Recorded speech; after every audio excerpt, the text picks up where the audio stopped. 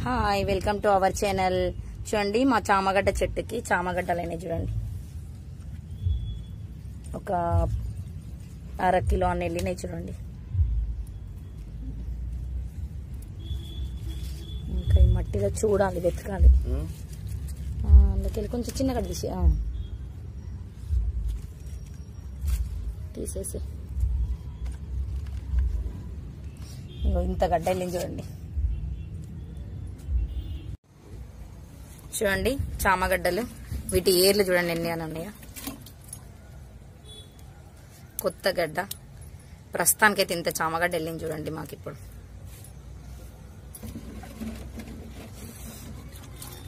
కడిగేస్తున్నానండి. కడిగితే కొంచెం ఫ్రెష్ మట్టి అంతా పోయి ఫ్రెష్గా అవుతుంది కదా అని కడుగుతున్నాను. కానీ ఇది ఇలాగే వండితే, ఇంతకుముందు వండినాం మేము తీసి వెంటనే వండితే చాలా దురద అండి ఇవి తింటే.